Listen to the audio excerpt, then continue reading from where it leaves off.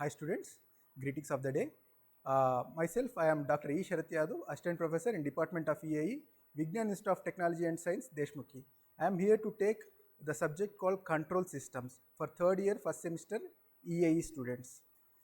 So here if you see the title of the subject is Control System. So what we are trying to do is something like we are trying to control the systems. So what kind of systems they are? Either it could be a mechanical system, it could be an electrical system. So at the end we are trying to control different kinds of a system, right? So prerequisites, the agenda of the subject, before going to agenda, you need to have a basic knowledge on mathematics, different concepts of linear algebra, differential equations, and a few state space analysis and Laplace transform, complex variables. So few knowledge, like little bit knowledge on mathematics would help you to gain some knowledge in control systems. So objective of the subject, you will be learning the different concepts of mathematical modeling, transfer function representation of a system, state space representation of a system. Will be going through performances of different time domain and frequency domain methods. We'll be estimating the stability of a system, how far the system is stable, and we'll be designing a controller for them, for those systems, right? And we'll also design a compensators for that. So at the end of the subject, you will be learning different linear applications, linear time invariant systems. Those are linear systems. How to design the controller for certain linear systems, right? So coming to the topic, initial introduction of control systems. The system is something interconnection of elements, devices for the desired purpose. So whatever the system we see around our eyes, it is referred as a system. Whatever we see, it can be referred as a system, right? Control system is something we are trying to control them. We need to manage, we need to command the signal, we need to give the signal, and we need to maintain the system at the desired level, right? So the process, what is the process? A process is something which we are trying to get the model of the system and try to control that. So this procedure of getting the input-output relationship, that is a modeling and controlling the system. So this whole process is called, like it can be referred as a process, right? So for any subject, the base scratch things are like we need to know the variables. What are the variables involved in the system? Like to control any system, what are the things you have in your hands? So it can be categorized in three types. One is independent variable or a manipulated variable. The second one is a dependent variable or a process variable. It can be referred as a controlled variable as well, and extraneous variable. So independent variable is something which we can control, which is used to control the system. So for example, to control the speed of the car, what we have in our hands is accelerator, brake. So using accelerator and brake, we can control the speed of the car, right? So here independent variables are accelerator and brake. So dependent variable is something which is dependent on your actions. Whatever the control reference I am giving, so it should influence my input. My input should be influenced on that particular system. So in this car example, speed of the car or speed can be referred as a dependent variable or controlled variable. And coming to the third type of variable, that is extraneous variable or a disturbance variable.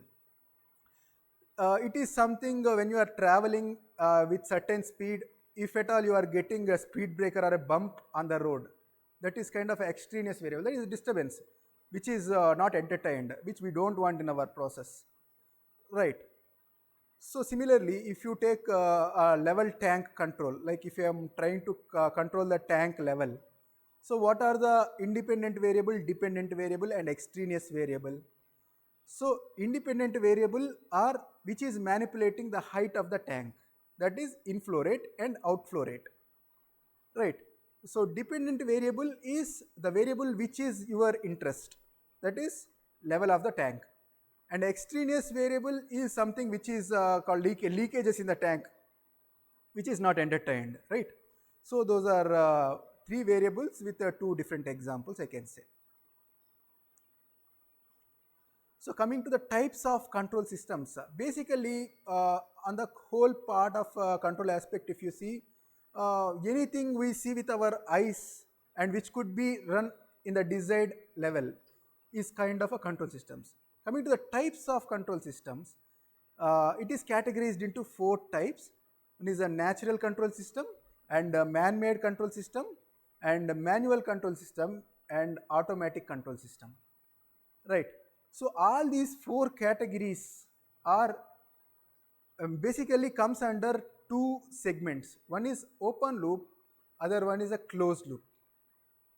So if I can able to sense the system and I give the control signal based on the sensor value, that is kind of a closed loop control system. And if we don't have any measurement, we can't measure anything, then those systems are called open loop control systems. So coming to the examples of a natural control system, our universe itself is naturally formed, and it is controlling as someone is looking it and controlling it. Like we don't have any proof that who is controlling the day, the night, the seasons, right? It is actually coming and falling on the same place, right? It is particularly coming and falling on particular place. We have see 4 months of summer, 4 months of winter, right? 4 months of monsoon. So how it is designed in every year? It is kind of a control system which is universally following. So this comes under the natural control system, right? So our human body is another example where whatever the things happening in our body is automatically taken action by our body parts, right? For example, if we have some wound on our skin, it is gradually it will cured. So how it is happening? It is naturally, it is actually happening naturally, right? We are not doing anything particularly to cure that, right? So what are coming to the man-made control system? Our vehicles, our aeroplanes, our automobile cars, or our air conditioners. So man-made means the human effort, human intervention is there in controlling them. So those kind of control systems are called man-made control systems. Coming to the manual control systems, see here I am giving two categories. One is man-made, other one is a manual. So how it makes the difference? Manual is something which we are the manipulated inputs. We ourselves, if you see the example which I gave there, a person is seeing the level of the tank and he is closing the valve or opening it. So he is manually controlling it. Right. And another example I gave here is electrical fan. So electrical fan, what we are doing, if the fan speed is high or low, we are trying to regulate it using a regulator. So here it is basically controlled by a human beings, and it is happening manually, right? Here also, though we are doing even man-made control systems or vehicles, for example, we have our influence in the system, but internally there is a controller which is taking care. For example, automatic cars, automatic transmission cars, there is a gear system which we are not manually changing it. It is having a default control system inside it, where the speed of the car is changed by automatic transmission, right?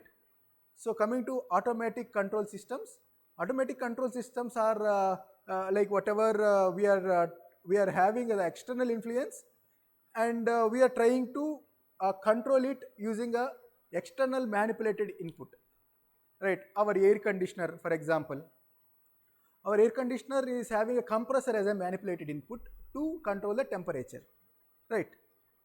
So these are types of control systems. Then coming to the next topic,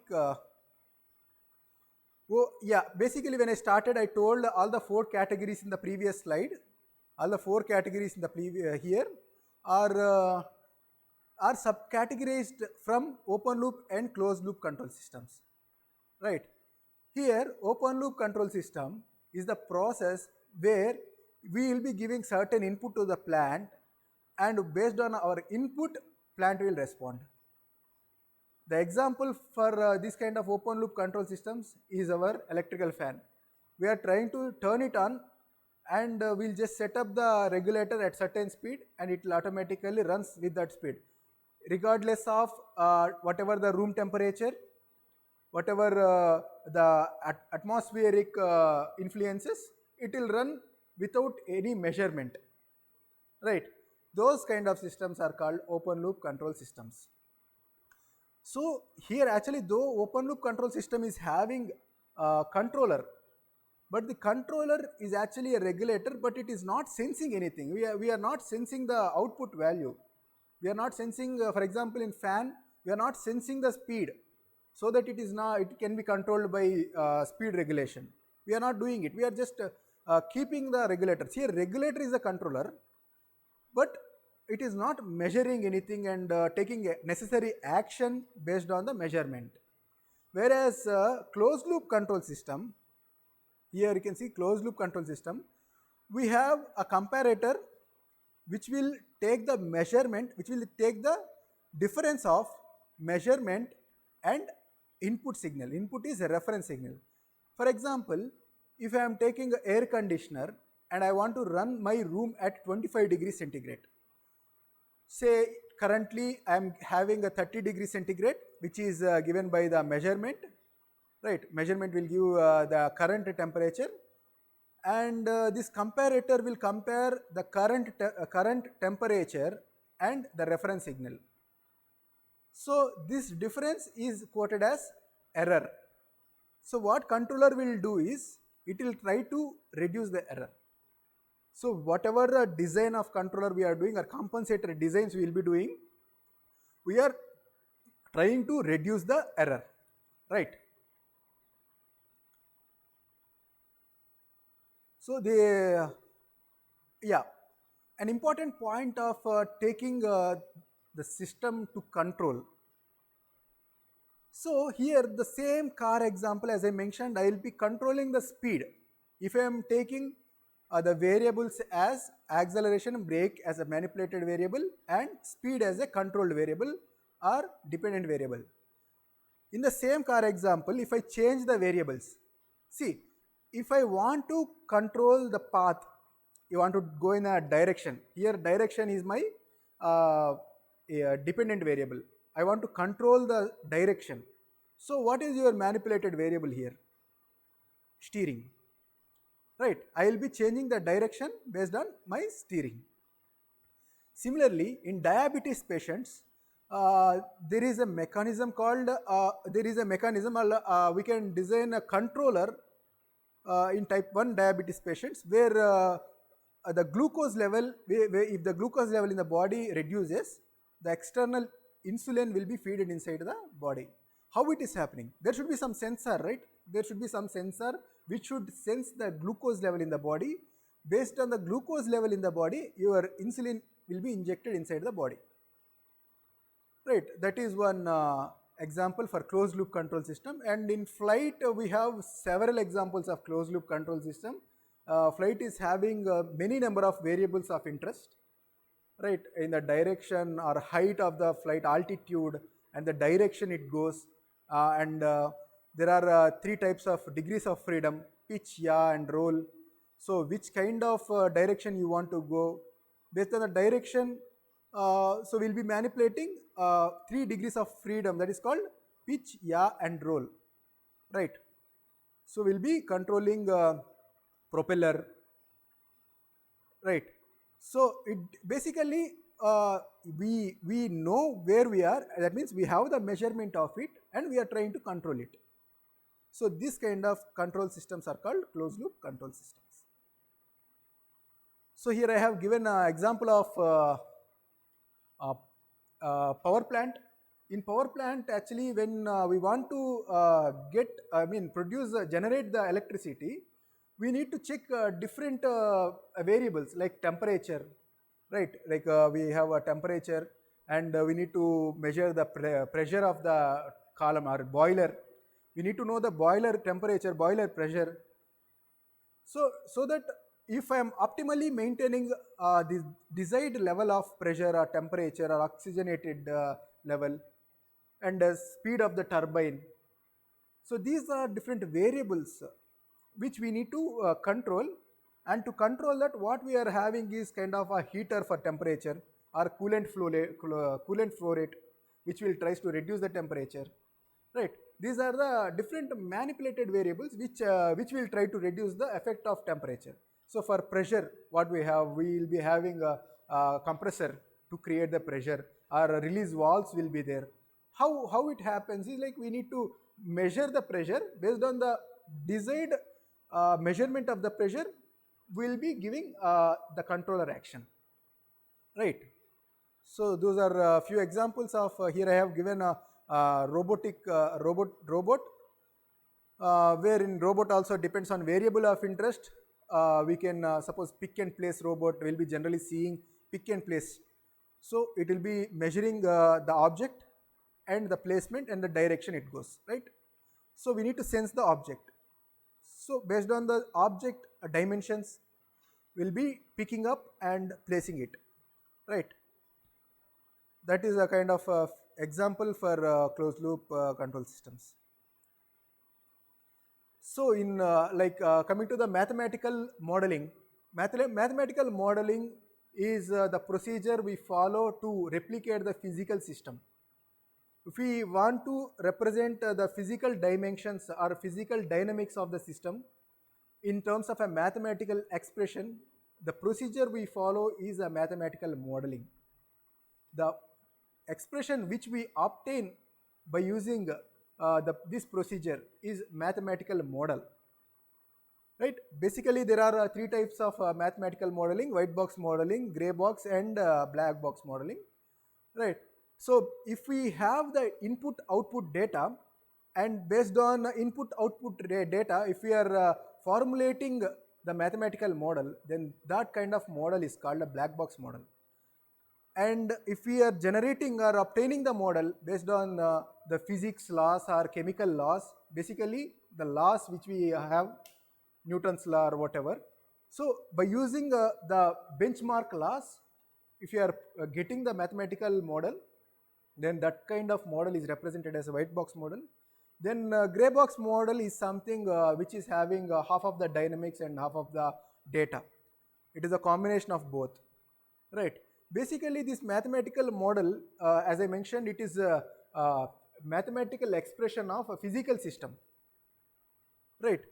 So in what way we can what way we can represent the mathematical model? There should be some expression, how, in which expression I can mention it, right? There are three types again. One is a differential equation, one is a transfer function, the other one is a state space. So we can represent the mathematical model in terms of three different mathematical procedure, that is a differential equations and a transfer function, and we can represent it as a state space. So I think this is for the first class. I will be continuing in the second class from time variant and time invariant types of systems. Thanks for your attention. I'll see you in the next class. Thank you.